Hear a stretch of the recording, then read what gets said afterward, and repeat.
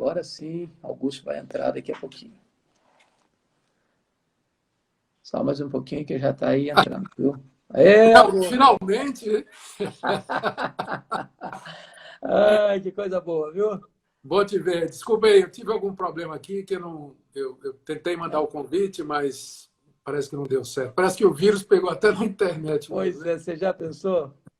Muito obrigado, viu, Augusto, pela sua disponibilidade para essa conversa. Tem muita gente, estava muito interessado que a gente batesse esse papo e espero que seja uma bênção para muitas pessoas. Amém, Hernandes. Obrigado. Você sabe, é sempre bom estar com você e revê-lo e juntos servirmos ao nosso Deus. Deus continue te abençoando e te usando nesses dias difíceis. Amém. Estamos passando. Eu tenho tido a alegria, Augusto, de percorrer o Brasil, como você também, e eu tenho muitos testemunhos, assim, alguns deles até repasso para você, da bênção que sua vida, seu ministério tem sido para milhares e milhares de pessoas no Brasil e fora dele. Então, a Bíblia diz, a quem honra, honra, e eu quero, nesse momento, honrar você, pelo reconhecimento que tenho do valor da sua vida, do seu ministério, da sua influência, levando as pessoas a amar a palavra de Deus e a servir a Cristo com integridade de coração. Amém, Hernandes. É só a graça de Deus mesmo. E vindo aí da sua parte, eu fico muito grato a Deus. Deus tem te abençoado muito, muito, muito. E Augusto, deixa eu lhe fazer uma pergunta, meu amado. Você que é um homem que conhece as Escrituras e conhece a história, qual tem sido a leitura que você tem feito desta pandemia que assola as nações e atinge fundamentalmente a área da saúde pública e trazendo esta grande recessão econômica que está por vir? Qual a leitura que você está fazendo dessa situação? Hernandes, tem muitas ramificações, é muito complexo. O que a gente sabe, pelo menos no meu entendimento, é que embora nós não tivemos ninguém profetizando que viria isso, né? Como Ágabo profetizou que viria aquela fome, ninguém não teve profeta para nos dizer isso. Entretanto, nós não precisaríamos, porque o Senhor Jesus tinha nos avisado de que até a segunda vinda dele, o seu retorno, sinais que apontam para a segurança desse retorno haveriam de acontecer, entre eles catástrofes desse nível.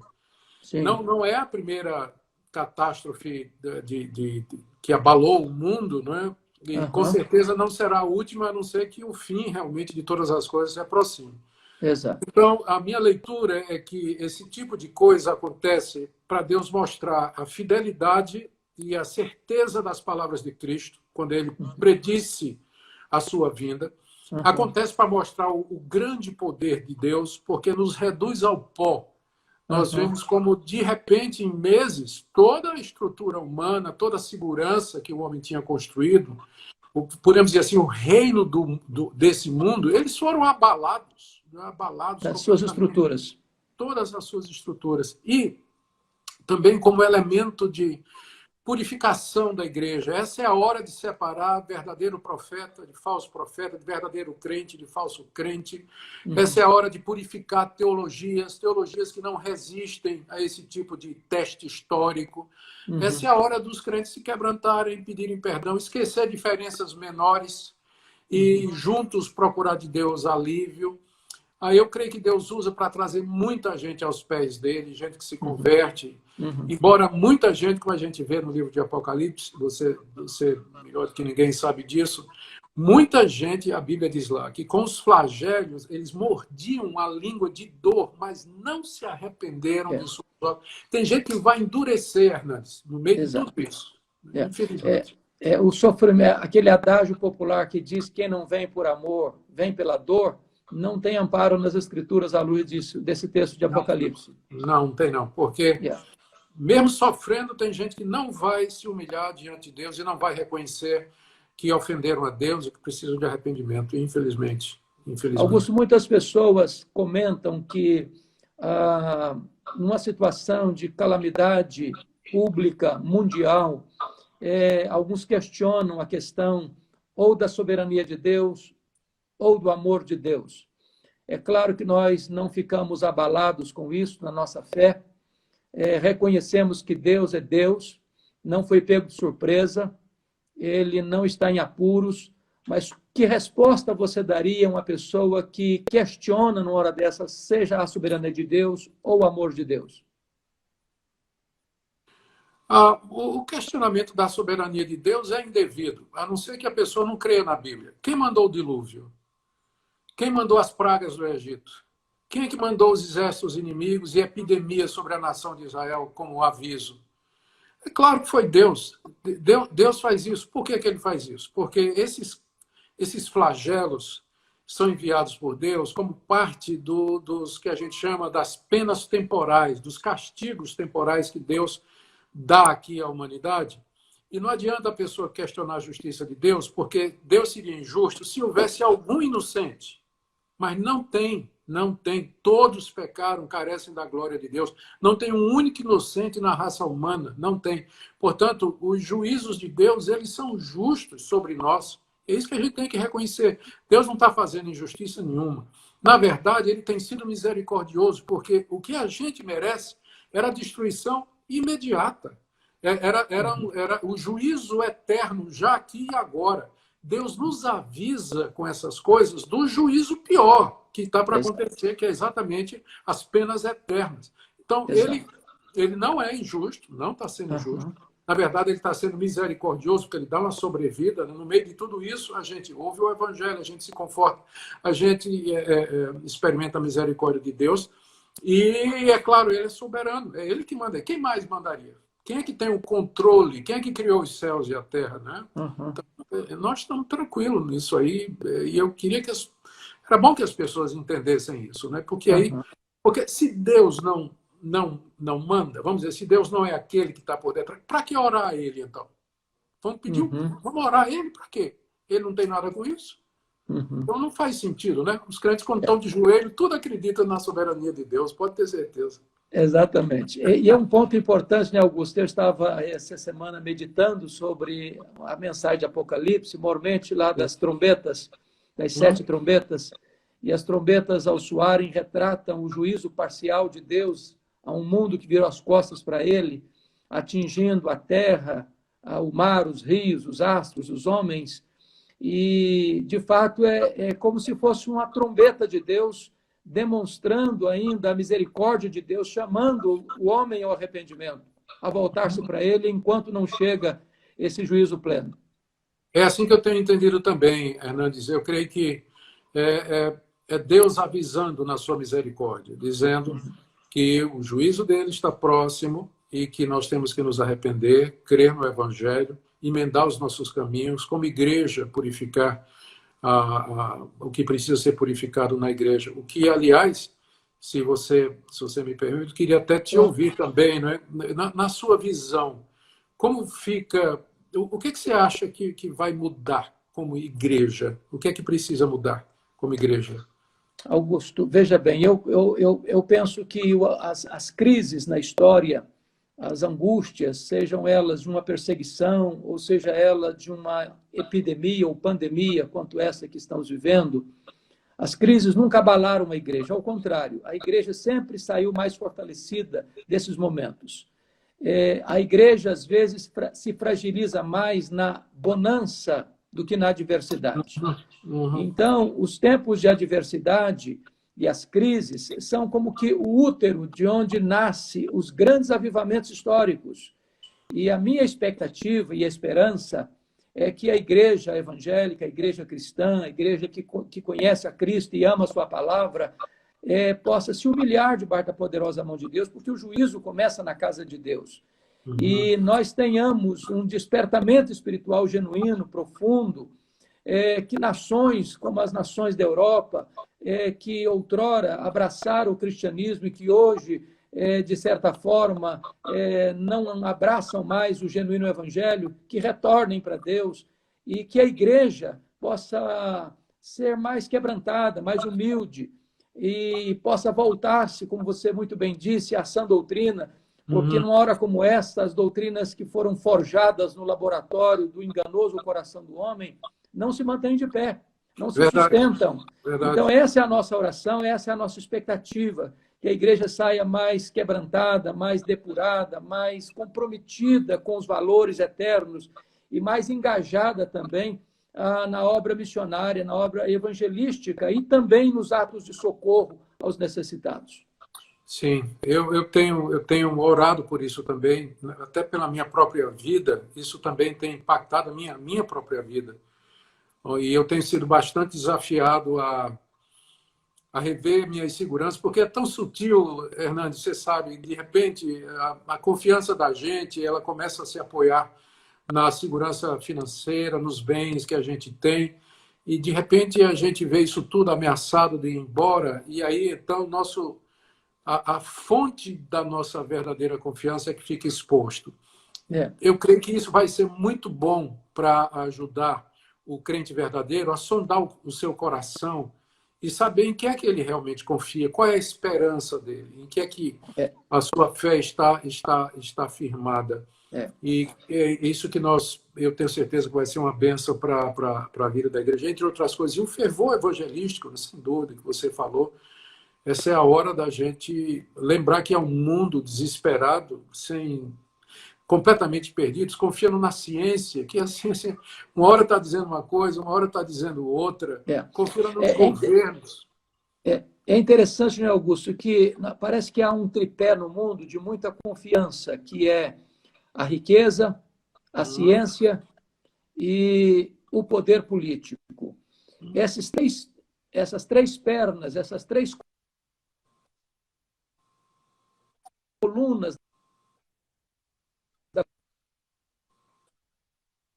confiança do homem ficaram completamente abaladas, né? O dinheiro não está resolvendo, a ciência não está resolvendo, o poder político não está resolvendo, e com Puxa, tá, a conexão, eu acho que a minha está caindo, viu? Vamos esperar um pouquinho. O homem que ele é vulnerável, não importa quanto dinheiro ele tem ou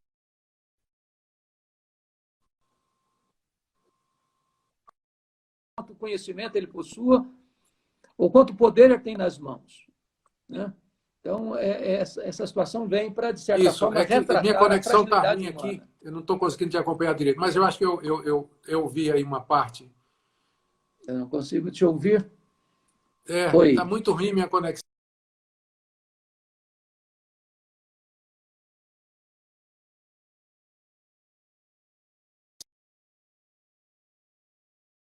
Não, minha internet está ruim mesmo. Mas você está me ouvindo? Está me ouvindo? Consegue? Não. Só um minutinho aqui.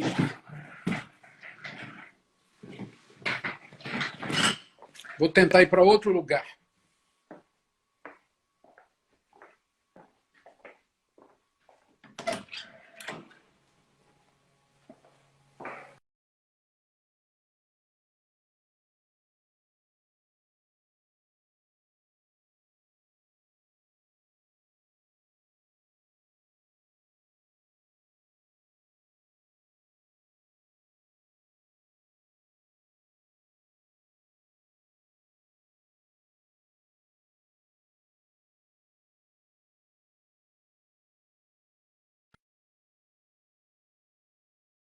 Parece que é contigo, Hernandes. Desativa o chat. Você sabe desativar aí os comentários? Sabe como? Mais uma vez, acho que agora vai entrar novamente. Vamos ver se fica melhor. Muito bem, conectando. Pronto. Augusto. Volta aí. Hernandes, vê se consegue desativar os comentários, que aí diminui um pouquinho. Isso. Vem cá, cheguei. Eu vou pedir ajuda universitária aqui, viu? Desativa o comentário aqui, por favor. É facinho. Desativar comentário. Perfeito, já está. Deixa eu ver. Pronto. Espera um pouquinho só, Augusto. Vou desativar aqui. Tem uma tarde toda para isso. Isso, agora desativou. Pronto, graças a Deus. Aí vai dar uma... Eu não sei se você conseguiu ouvir o que eu falei. Eu perdi praticamente tudo. Então, deixa eu só repetir. Eu estava dizendo o seguinte, que parece que o mundo confia num tripé, Sim. que é a Economia, riqueza... poder político e medicina. Sim, eu me Isso, lembro. isso. Então, esse tripé não se sustenta, porque a riqueza não resolveu, a ciência ainda não resolveu e o poder político também não, né? Então, isso prova que, como você disse no início, basta Deus mover a mão dele e o mundo todo entra em colapso. A esperança do homem entra em colapso. Eu creio que alguém já disse que esse coronavírus vem como um grande mensageiro da falibilidade humana, da impotência humana, da incapacidade humana. Então, o homem precisa baixar um pouco a bola e reconhecer que ele é homem. Agostinho de Hipona dizia: quando eu sei que Deus é Deus, eu sei que o homem é homem. E é necessário que a gente reconheça isso hoje, né? Sim. E esse é o efeito que eu gostaria muito que acontecesse no coração das pessoas, apesar de todo o sofrimento, né, que elas vão passar. E isso esse tipo de... É um ciclo, né, Hernandes, na história.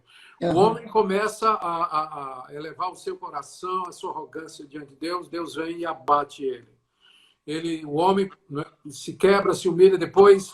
A tendência do nosso coração é exatamente essa: ídolos. Fazer ídolos no lugar de Deus. O ídolo da ciência, que você falou, dos recursos financeiros e da política. O ídolo é qualquer coisa que toma o lugar de Deus. E nós adoramos estas coisas. Colocamos nossa esperança. E às vezes isso é tão sutil, que é preciso Deus chegar batendo para que a gente sacudir, né, o coração da gente, para que a gente perceba que, de fato, há ídolos no nosso coração. E Deus aborrece a idolatria, tudo aquilo que toma o lugar dele. Ele quer, de fato, ser o nosso Deus e reinar sobre nós. Por isso essas coisas têm chegado e, com muita dor e sofrimento, a gente está na expectativa de que produza o efeito necessário. Exato. Especialmente em quebrantar os nossos corações e que comece em mim, né?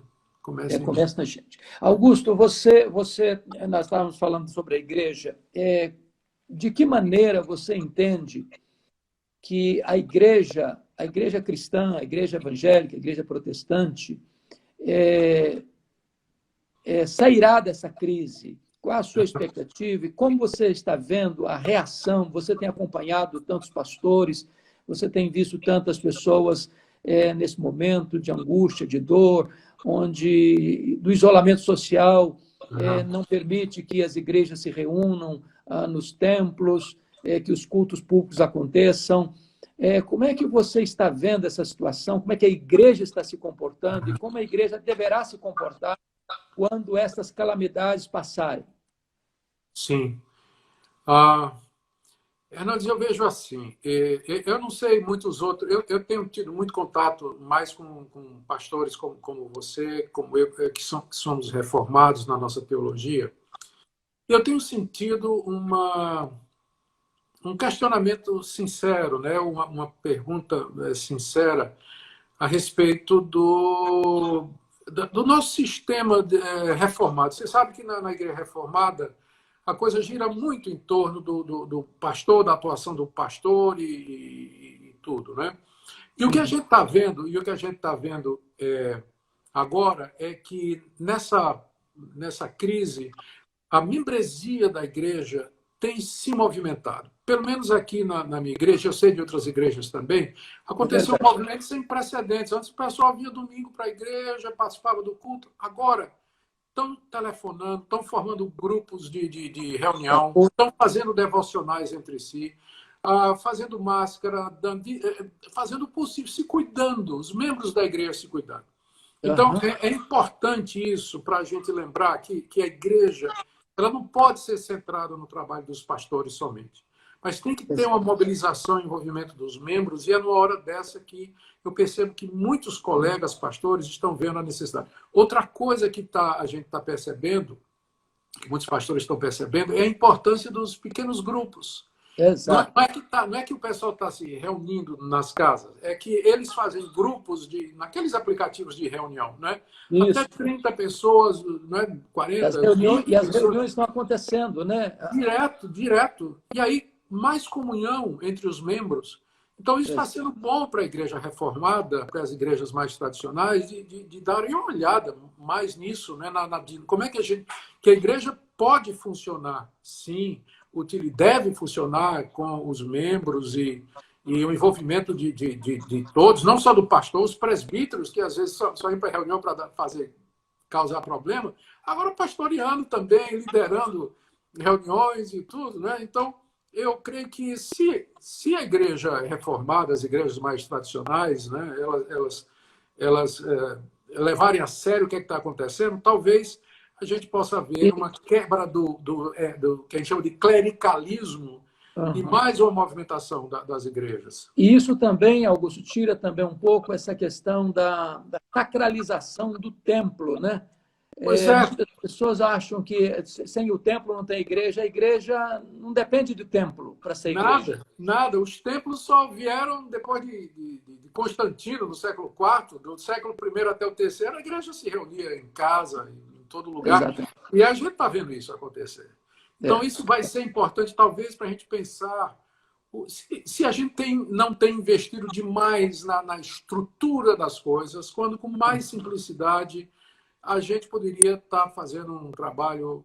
Então, é isso que eu acho que vai ser. Eu queria que a Igreja Reformada pensasse nisso. Por outro lado, agora vamos pensar nos outros irmãos também. As igrejas que têm pregado a teologia da prosperidade, Hernandes, elas têm que repensar seriamente. Porque eles falam de prosperidade o tempo todo. Não teve ninguém para avisar. Por que profetiza só prosperidade, né? Ano de bênção e tudo? Não tinha ninguém ano passado para profetizar que ia ter uma fome, uma praga, como o profeta Ágabo fez. Por que só tem profeta de prosperidade?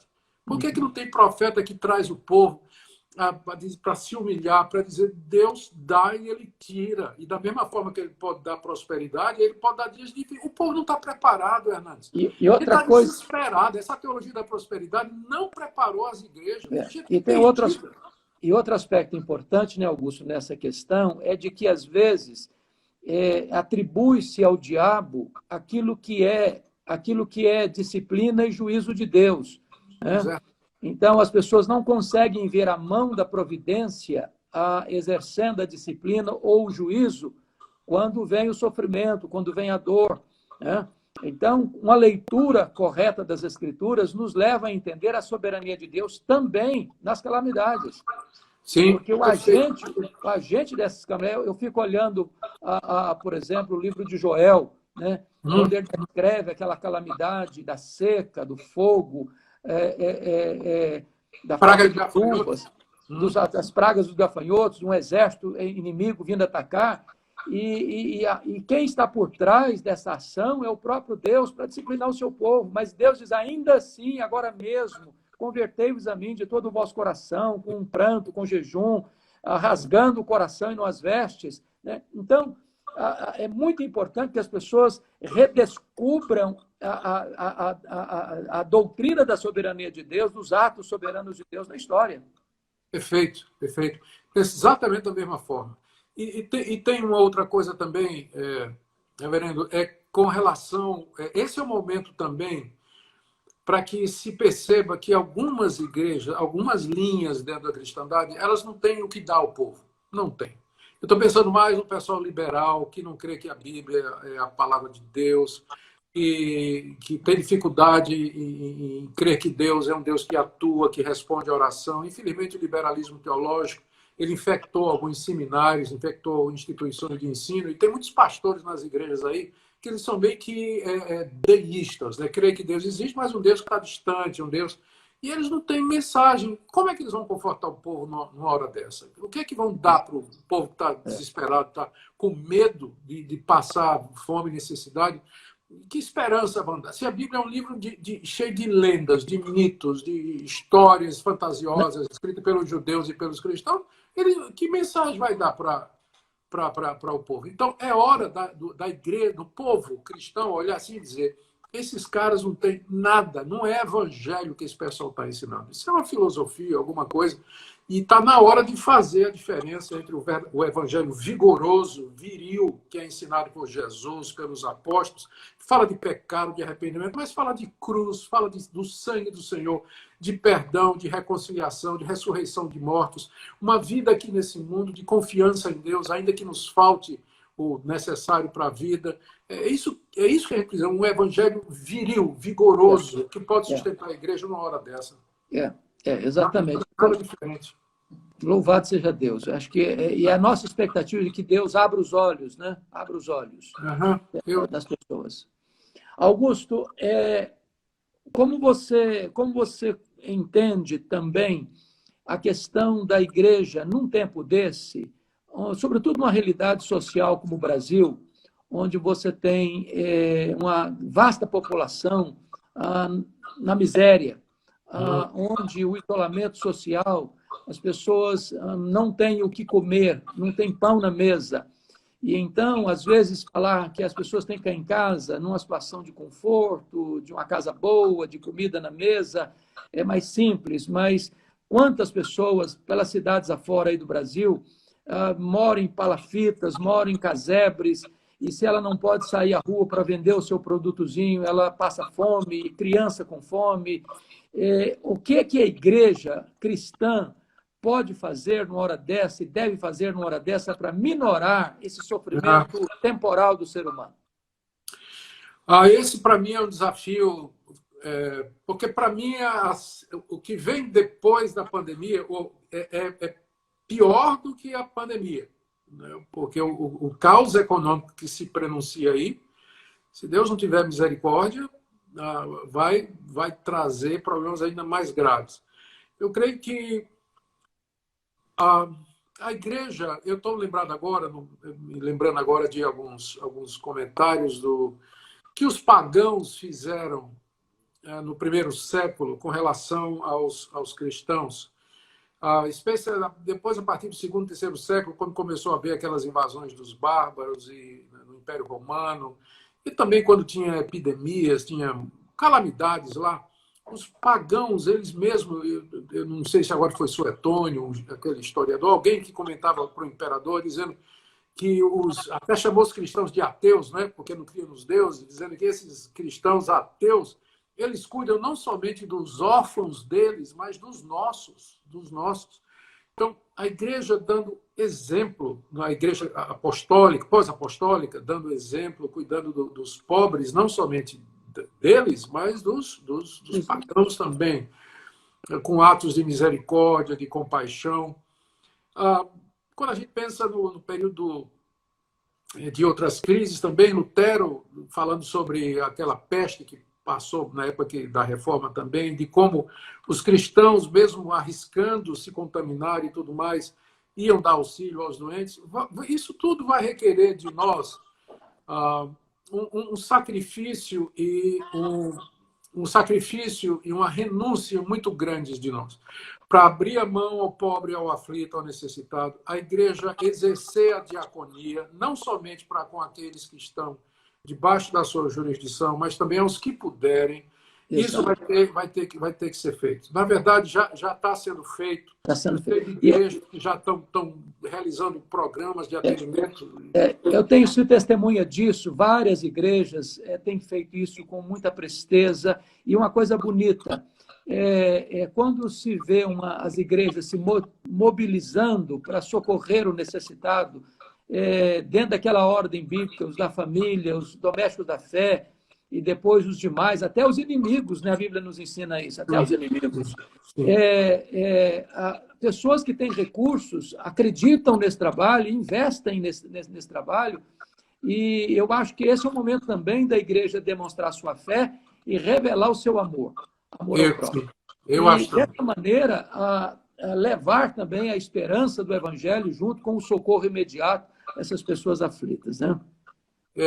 São ocasiões como essas que Deus nos chama a mostrar se nós realmente o amamos de verdade ou só da boca para fora. Porque quem não ama seu irmão a quem vê, como pode amar a Deus a quem não vê? Exato. Outra coisa que mesmo. Outra coisa que eu queria ouvir você, Augusto, nós vivemos numa época consumista, materialista, onde o status, onde o sucesso, às vezes, é tão relevante para as pessoas, elas gastam somas imensas de dinheiro em coisas que são símbolos apenas da vaidade, sem coisas supérfluas, que têm pouco valor ou quase nenhum valor para a própria vida, para a própria felicidade da pessoa, mas são símbolos de status. Como você vê, depois de uma situação dessa, mesmo pessoas que têm recursos em abundância poderão aprender a viver uma vida mais modesta para utilizar mais esses recursos para a expansão do reino de Deus e para socorro das pessoas? Eu estava pensando exatamente nesses dias sobre isso, quando eu estava meditando no final de Filipenses 4, quando Paulo disse: aprendi a viver contente em toda e qualquer situação. Tanto sei estar exaltado, como sei estar humilhado. E aí ele diz: posso todas as coisas naquele que me fortalece. Infelizmente, um versículo tirado fora de contexto, quando Paulo diz posso todas as coisas, quer dizer, eu posso viver humilhado e posso viver, aliás, exaltado e posso viver humilhado. Deus me dá forças para servir. Em ambas as situações. Em ambas as situações. Eu estava meditando exatamente nisso e eu creio, a começar em mim, Hernandes, eu estou aprendendo isso, é uma das lições da pandemia para mim, que eu posso viver com bem menos do que eu tenho. Sempre a gente pode viver. O Senhor Jesus, ele prometeu que nos dá o pão de cada dia, não o pudim de cada dia. Com o pão, ele está comprometido. Pudim é um extra que pode ter ou não. Então, o básico ele nos dá. E tem muito desperdício, tem muito gasto que eram desnecessários. E a gente pode viver com bem menos do que a gente vive. Com certeza a gente pode viver com bem menos do que a gente vive. E é uma das lições que eu quero aprender para a minha vida e que eu quero ensinar. Já falei desse ponto em vários devocionais aqui com o pessoal da igreja. E quem sabe mais adiante alguma pregação, alguma coisa, falar a respeito disso. Mas eu creio que é uma das lições, Hernandes, perfeito, é uma das lições mais importantes. Graças a Deus. Graças a Deus. Eu tenho mudando, se você me permite mudar aqui um pouquinho de assunto. Tem uma coisa também, Hernandes, aí dentro daquilo que você perguntou, né, como é que a gente vê, como é que vai ficar a igreja depois de tudo isso. Uma coisa que me preocupa, que vem pela frente, é essa questão das liberdades civis. Porque, veja só, na nossa igreja, no nosso país, há uma separação de igreja e Estado, consagrado. O Estado é laico. Né? Uhum. Então, o presidente da República não vai dizer na minha igreja o que é que eu tenho que fazer e eu também não vou dizer a ele o que é que ele tem que fazer, a não ser como cidadão, usando os meios legais, mas não como organismo religioso, não como igreja. Há uma separação. Exato. Quando veio a ordem, a proibição dos cultos, num certo sentido, ela é anticonstitucional. Né? Ela é contra a nossa Constituição. Mas todas as igrejas, a grande maioria das igrejas atendeu, porque é um momento de calamidade pública. É um momento de calamidade pública. A gente quer dar o exemplo, a gente quer contribuir. Nós não queremos, de repente, ser acusados de estar propagando ou qualquer outra coisa. Mas essa situação ela não pode continuar indefinidamente.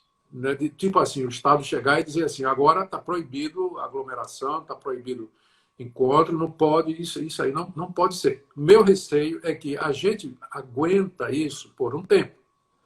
Mas vamos imaginar, e se o isolamento for dito assim, é indefinido, não vai acontecer, mas vamos imaginar a hipótese. Então vai ter que chegar a hora que a igreja vai ter que pensar o que é que ela vai fazer. Nós vamos parar de nos reunir, porque tentaram isso. Por enquanto, não configura perseguição religiosa. Não é perseguição religiosa o que está acontecendo. Não na minha imaginação. Tá certo? Claro. Mas, de repente, a coisa pode chegar a um ponto em que isso vai ser... Porque tem gente que odeia mesmo a igreja cristã. Sempre houve. Então, pode ser usado para quebrar a igreja. E aí nós vamos ter que ser chamados a enfrentar esse duro dilema, né? A questão se vamos obedecer a uma lei injusta, se vamos contra a nossa consciência e vamos nos submeter e acabou a igreja só pela internet, ou então fazer como na China. ou fazer como em outros países, ou mesmo os cristãos nos 3 primeiros séculos, em que o cristianismo era uma religião ilegal. Mas eles, de qualquer forma, se reuniram do mesmo jeito. Então, eu estou preocupado com isso também. Não tenho uma resposta ainda no meu coração nem na minha cabeça, mas eu visualizo essa questão chegando.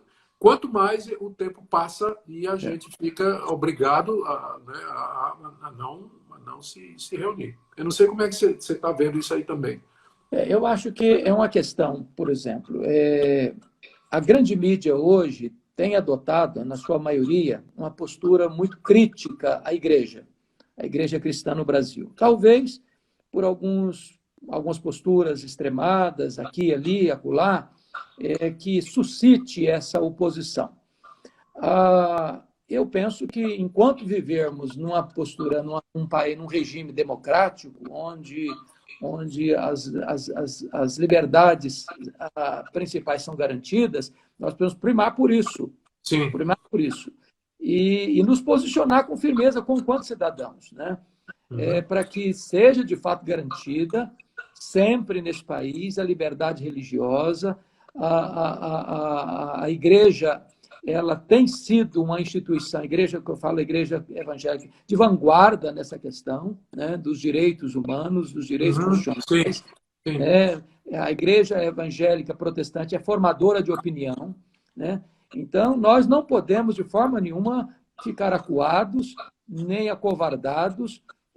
Se chegar, porventura, num futuro, um momento em que a igreja vai ser perseguida, como foi no passado, como tem sido hoje em alguns países ainda, né? Vamos ter que enfrentar, e enfrentaremos, porque a igreja, ninguém pode destruir a igreja, né? Conforme Jesus disse lá em Mateus 16:18. As portas do inferno não prevalecerão contra ela. Eu edificarei minha igreja. Então, porém, isso não significa que nós devemos contribuir ou nos omitir ou nos acovardar para que qualquer situação de lei, de ordem de lá de cima, venha a retirar de nós esse privilégio, esse direito dentro de uma estrutura, dentro de um país de Estado de Direito Democrático. Isso, até porque a gente sabe que o cristianismo ele está por detrás da formação desses valores da sociedade ocidental que a gente vive isso. O cristianismo tem uma contribuição fantástica para esse direito. A gente quer liberdade de expressão e de crença para todo mundo, não é só para nós, não é isso, Hernandes? Os muçulmanos, os islâmicos, os ateus, cada pessoa crê no Deus que ela quer. Não tem imposição. É livre para isso. Então, a gente sempre lutou por isso. Né? Liberdade para todos, não é só para nós, não. Agora, o que acontece às vezes é que, por exemplo, para mim não configura ainda perseguição religiosa, porque a proibição de reunião foi para todas as religiões. Mas a gente sabe que o cristianismo é a bola da vez. O pessoal, sempre que pode, vai bater em cima dos cristãos, particularmente aqueles cristãos que são mais aguerridos, ou mais querem ensinar a palavra de Deus, são mais voltados para a evangelização e tudo mais, ou então estão exercendo alguma influência. Então, há isso. E minha preocupação é só que isso não seja aproveitado. Com a graça a Deus, não vai, deve precisamos ficar vigilantes. Acho que é a sua mensagem. Exato. Ficar vigilantes e abertos contra... Deixa eu provocar um pouquinho você. Você que tem acompanhado as coisas, o que você acha dessa politização da crise? Agora vamos falar como cidadãos, né? Como cidadãos. Você tem visto algum sinal, algum sintoma da politização dessa crise, dessa pandemia?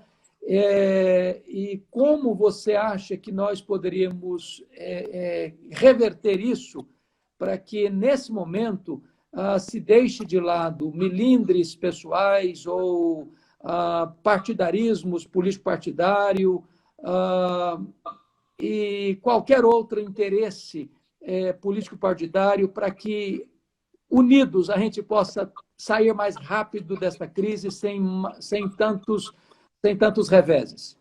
Qual a leitura que você tem feito disso?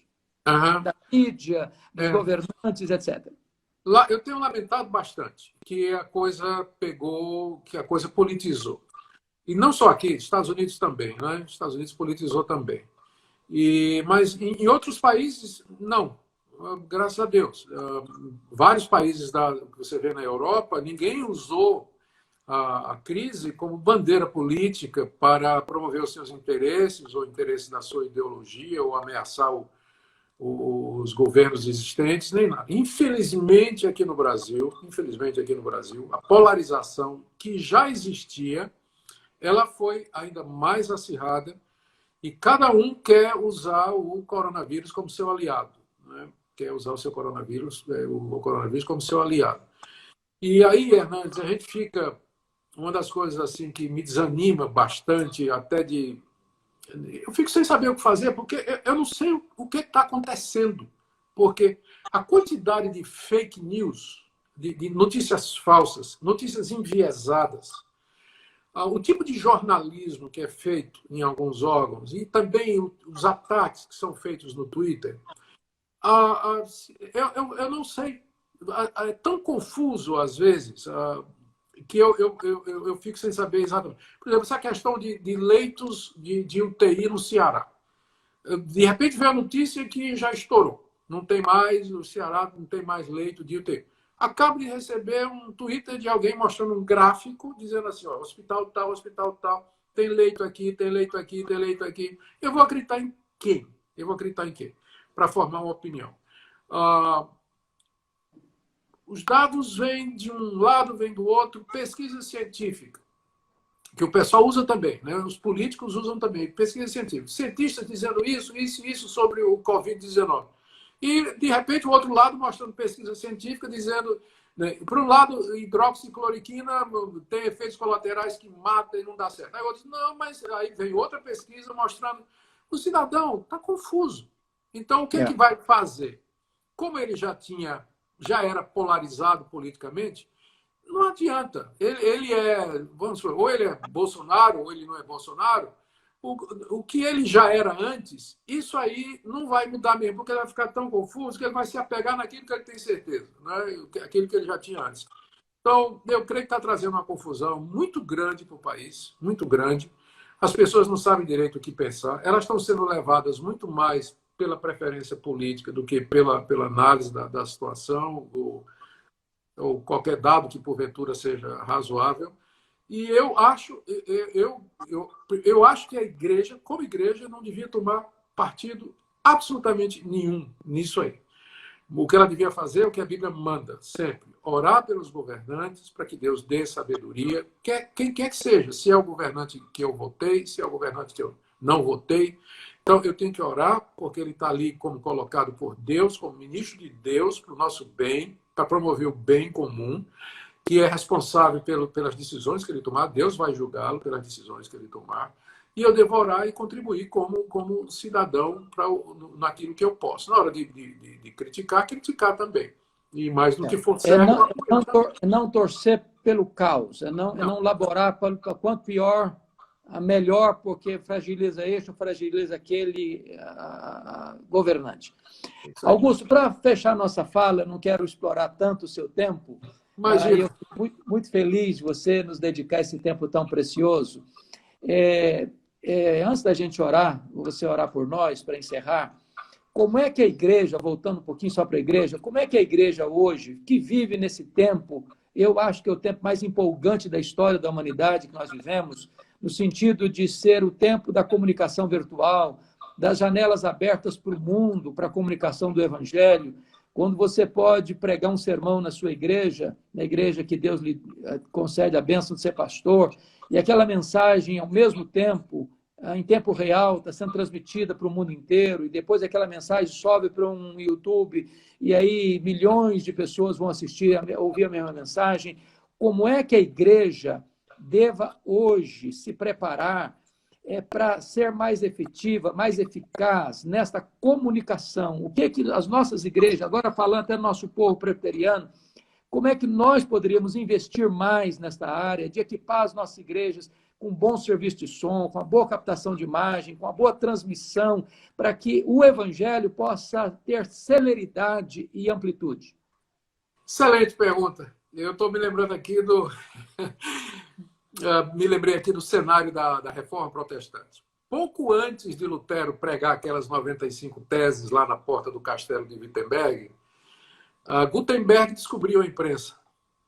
1450. E se não tivesse acontecido isso, a Reforma Protestante não teria acontecido. Aquelas 95 teses ficariam pregadas lá naquela porta. Mas o que é que aconteceu? Lutero pegou aquilo, imprimiu e panfletou a Europa toda, juntamente com seus folhetos, e livros e tudo mais, e de outros que vieram também. Sem a imprensa, não teria tido reforma. Então, hoje, quando eu vejo o surgimento das redes sociais, da internet e tudo mais, eu vejo como um prenúncio de uma outra reforma. Porque tem muita gente que não tem acesso, Hernandes, não tinha acesso a boa teologia, boa pregação, estudo bíblico, pastores sérios, mas agora, de qualquer parte do mundo, eles podem escutar as suas mensagens, podem escutar as mensagens de outros pastores no mundo todo e ser abençoado. E a gente já percebe isso, a gente percebe o alcance, percebe a diferença. Então, é impensável hoje que as igrejas reformadas, as igrejas que querem pregar o verdadeiro evangelho, elas não tenham elas fiquem sem essa possibilidade, ou não invistam nisso. Você sabe o que me chamou a atenção? Assim que começou, a pandemia começou, os cultos foram proibidos, de repente começou a chegar, você deve ter recebido também, vários pedidos pelo WhatsApp, pessoal dizendo assim, por favor, entra lá no YouTube, se inscreve no meu canal, porque eu preciso chegar até 1000 canais, perdão, 1000 assinantes para poder transmitir os cultos da minha igreja e tudo mais. E aí eu ia lá, quem me mandou, eu me inscrevi. Quem me mandou, eu me inscrevi para ajudar. Mas às vezes eu ia lá, aí no canal tinha 20 pessoas, 30 pessoas, ou seja, o pastor não tinha sido despertado para isso ainda. Não tinha preocupação, não tinha preocupação nenhuma. E aí ficou muita gente, agora que o pessoal está correndo atrás do prejuízo, né? Está vendo a importância. As redes sociais chegaram para ficar. Isso aí é uma realidade com a qual a igreja vai conviver. E como usou a imprensa da maneira correta, ela pode usar também as redes sociais para levar a mensagem de Cristo ao mundo todo, em locais que a gente nunca pensaria. Você, mais do que ninguém, sabe, né? O alcance aí das redes sociais, sim. Muito obrigado, Augusto, pela sua palavra. Eu quero reiterar, encorajando os nossos colegas pastores a fazer, juntamente com seus líderes locais, um investimento, primeiro, na área de som da igreja. Você e eu já rodamos por aí, chega em algumas igrejas que o serviço de som é sofrível. Então, é preciso que a igreja invista em som, em captação de imagem, invista nessa questão das redes sociais, do Facebook, do Instagram, do canal do YouTube da igreja, porque nós temos janelas abertas para o mundo e a gente roda. Eu, às vezes, fui ao Japão 2 vezes, como eu vejo o povo lá que fala a língua portuguesa, está acompanhando na Itália, na Irlanda, nos Estados Unidos, Canadá, Portugal, Espanha, para todo lado que você vai, parece que você está com a pessoa ali do lado, ela está te acompanhando, ela está vendo a coisa acontecer. E como você disse, num mundo de tantas vozes, e às vezes dissonantes do Evangelho, como é importante que soe a voz clara do Evangelho, para essas pessoas ouvirem, poderem comparar uma coisa com outra. Não é isso aqui que eu quero, é a palavra de Deus que eu preciso, e essa palavra entra, transforma, muda, faz tudo novo na história daquela pessoa. Então, é um apelo que, de fato, eu quero fazer, reiterando a sua palavra aí para a nossa igreja, a Igreja Evangélica Brasileira. Amém. Apoio total. Gostaria, então, que você orasse por nós, orasse pela igreja, orasse pela nossa nação, orasse pelas outras nações do mundo, para a gente encerrar essa live. Mas antes de encerrar, se eu posso pedir um favor a você, a Luz para o Caminho, ela, você sabe que é uma agência missionária ligada à nossa igreja, uma bênção, e eu tenho o privilégio de servir a Deus ali. E nós começamos agora, recentemente, a fazer cursos de ensino à distância, cursos sobre casamento, cursos sobre líderes que influenciaram o mundo, panorama do Novo Testamento, do Velho Testamento, da história da igreja, das correntes filosóficas. Eu estou fazendo um curso agora sobre como entender o livro de Apocalipse, pregação expositiva, e gostaria muito, é um desejo que muita gente tem, me pede constantemente. Peça ao pastor Augusto para fazer um curso sobre interpretação da Bíblia, sobre hermenêutica. Eu sei que a sua vida é super corrida, mas se você tiver 1 hora, 1 hora e meia, 2 horas para gravar um curso, se você quiser vir a Campinas quando mudar, a gente traz você. Tranquilo. Porque você tem sido uma bênção nas mãos de Deus para ajudar as pessoas a interpretar as Escrituras. Amém. E claro. as pessoas podem ter acesso a esses cursos lá no site da LPC, lpc.org.br, e ver lá esses cursos. Então, acho que vai ser uma grande bênção para nós você puder gravar um curso sobre interpretação da Bíblia. Prometido. Maravilha, maravilha, maravilha. Então, por favor, meu querido, ore por nós aí, encerrando essa live, por gentileza. Vamos orar. Pai querido, que privilégio poder estar junto com o teu servo, meu irmão e amigo Hernandes, juntos e falando para tantos irmãos que nos acompanharam. E nós oramos, ó Deus, que essas palavras que foram ditas e que partiram dos nossos corações e das nossas preocupações, do nosso compromisso contigo, sejam usadas para abençoar cada um dos queridos que nos acompanhou.